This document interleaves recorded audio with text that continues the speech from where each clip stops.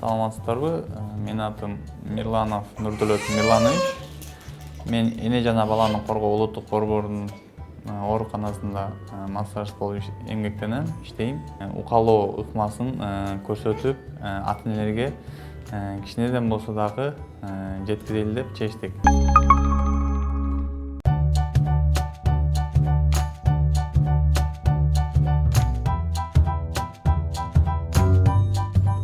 Көрсөтүп берейин. Биринчи буттан өйдө баштайбыз, тамандан өйдө жасап баштагандан укалап баштайбыз. Ар бир кыймыл 10-12 жолдон башталат. 10-12 жол. Мынакей биринчи бул буттан өйдө.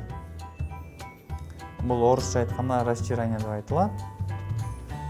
11-12 жолдан. Бунун сүрткөнүбүздүн себеби баланын кан тамырларын кеңейтүү, нерв орган булчуңдарын кеңейтүүсү болуп чечилет.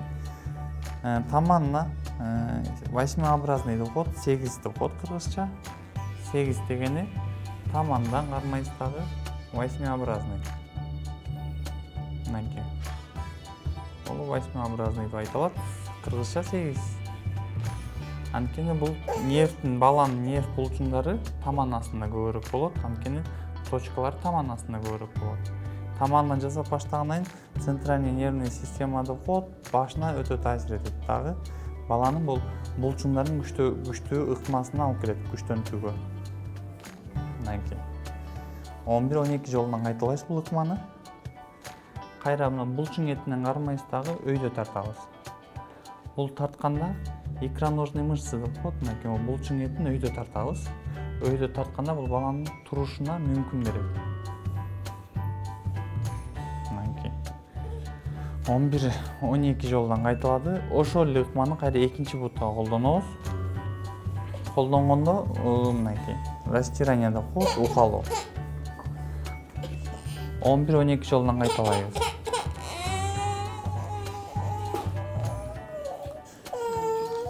Булчуң эттерин чоёбуз, булчуң эттерин ысытабыз. Ысытканда кан жүгүрүү системасы аябай таасир этет дагы, балага аябай ыңгайлуу болот. Баланын турушуна, жөрмөлөшүнө, эрте басышына да таасир этет. Балдардын дагы тиши эрте чыгат, эгерде мына укалоонун нервтерин ойготуп жасасак.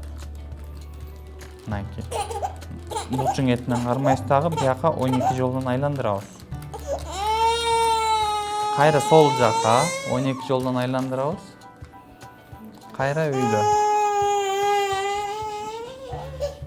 Анан балдар көбүнчө ыйлашат. Анткени массажды ыйлабай койбойт, көбүнчө ыйлашат балдар.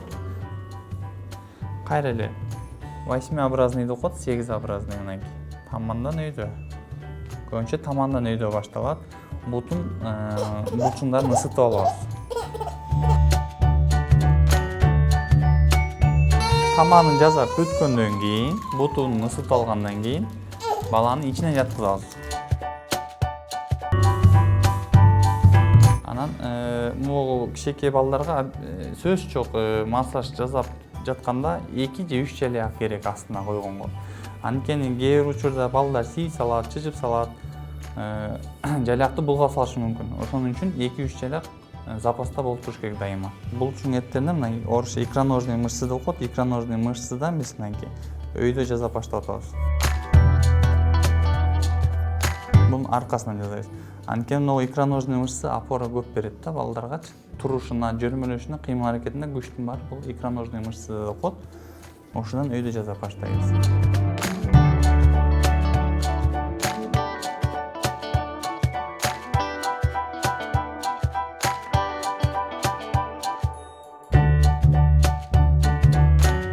Жамбаш сүйөнүн булчуң эттери өтө калыңыраак болот. Ага катуураак жасап баштайбыз да, анткени жамбаш сүйөн өтө көбүрөөк ысытабыз. Анткени кан жүгүргөндө аябай таасир этет дагы, аркасына, спинасына таасир этет. Спинасынан өйдө центральный нервный системасына барат да, кан аркасына өтөт.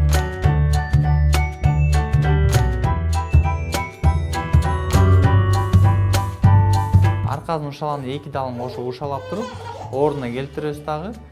Кайра аркасынан жаткызабыз да, ичин ушалап баштайбыз.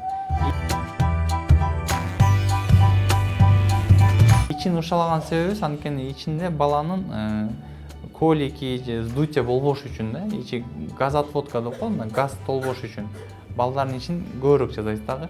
П-образный часовой деп коет орусча. Ошонун сааттын жебесин алып ушалайбыз. Анткени ичин кармаганда ичи оорубайт, колики болбойт, ошондой жана ичи газга толбойт дагы. Ичине да массаж жасалат.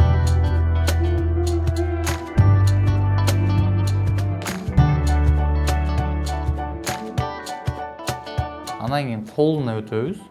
Колунда укалап туруп, анан мойнуна өтөбүз. Мойнун жасаган себеби мойну жармашып калбаш үчүн, биринчи. Мойну бышып калбаш үчүн, жана кызарып, аллергия сыяктуу болбош үчүн мойнунда ачабыз, массаж кылып. Анан ошол укалоо массаж бүткөндөн кийин гана гимнастикага өтүп баштайбыз. Аны ЛФК деп коет. Гимнастикалар, анан буттарын айландырып баштайбыз. Ар бир булуң ичине, аркасына, бутуна 10-12 жолдан гимнастикаларды кайталайбыз.